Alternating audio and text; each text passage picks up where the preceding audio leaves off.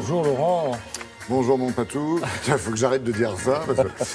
Cher Patrice, qu'avez-vous trouvé à nous raconter dans la presse ce matin? Beaucoup de choses. Hein. J'ai feuilleté rapidement les journaux et regardé les unes. Beaucoup de Macron, évidemment. On dit toujours qu'un petit dessin vaut mieux qu'un long discours.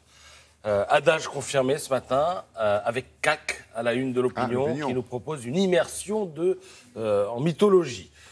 Vous avez Jupiter, le dieu des dieux, le maître de la terre et du ciel, qui s'adresse à Hercule, auquel il a préparé une petite liste de travaux. Et il suffit de voir, regardez la grosse goutte de sueur qui perle sur le front du Premier ministre pour se convaincre que les travaux en question, il y en aura sans doute plus de 12 et pas des plus simples. À mon avis, ce qui attend Édouard Philippe sera plus compliqué que de nettoyer les écuries d'Augias et de dompter le taureau crétois de Minos. Et il nous dira ça aujourd'hui.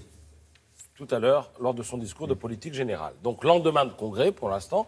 Si l'objectif d'Emmanuel Macron était de faire la une, eh bien, il sera sans doute comblé ce matin. On ne parle que de lui, on ne voit que lui. En revanche, si son objectif était de faire l'unanimité, il risque d'être un peu déçu, car si certains commentaires se veulent compréhensifs, d'autres sont carrément corrosif. Il est ici question d'imprécision, là de généralité. La montagne sous la plume de Bruno Mege parle de grandes phrases qui ne coûtent pas cher. L'humanité sous la plume de Patrick Appelmuller fustige, je le cite, un long prêche côteleux, un chapelet de platitudes et un hachis de grands principes réduits à des banalités. Cependant, dans les dernières nouvelles d'Alsace, eh bien Pascal Coquy estime que ce grand oral a fait pchit, tout simplement. J'ai comme l'impression ce matin que Macron a agacé les éditorialistes. Peut-être parce qu'il les a pris à contre-pied. Tout le monde disait et écrivait qu'il allait empiéter sur l'espace de son Premier ministre. Et ça, il faut reconnaître qu'il a réussi à ne pas le faire hier à Versailles. Ces deux-là, c'est la tête et les tripes, pour reprendre la formule de Cécile Cornudet dans Les Échos. Au Premier ministre, les actes et les gestes. Au Président de la République, les mots et les concepts. L'éditorialiste, il voit pour Emmanuel Macron une manière de se protéger de décisions pas forcément faciles à prendre. Et ce ne sont pas les annonces faites hier, à commencer par celles qui concernent nos institutions, qui suffisent à dissiper cette impression de flou que Libération met à la une. Après la vague Macron, le Macron vague, s'amuse Laurent Geoffrin, en ouverture d'un édito où il cite Mirabeau, Thiers ou Clémenceau. Alors, ça n'a absolument rien à voir avec ce que vous voyez là, qui est le New York Times, mais bon.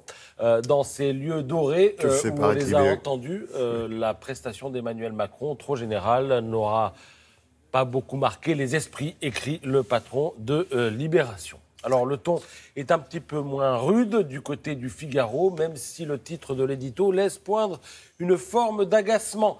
La dissertation de Versailles, c'est le titre. Alors, à force de constater que François Hollande était incapable de prendre de la hauteur, Emmanuel Macron a décidé d'adopter l'attitude inverse, avec excès, écrit Paul-Henri Dulimbert, qui parle de discours stratosphériques et de l'urgence de redescendre sur Terre. À la hauteur de vue, c'est bien beau.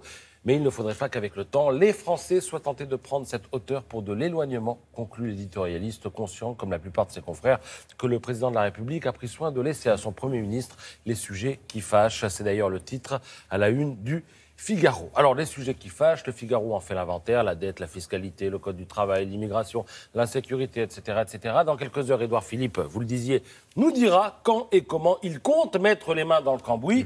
On a hâte de le savoir. Alors, on a commencé par un dessin, on va finir de la même manière avec celui de 2 lignes à la une de la Nouvelle République. Il dit l'essentiel de la difficulté de la tâche qui attend le Premier ministre, qui donc prend la parole dans quelques heures. Drôle d'attelage. C'est ça. Et puis forcément, Bourvil dirait ça marche moins bien. Bon, merci Patrice.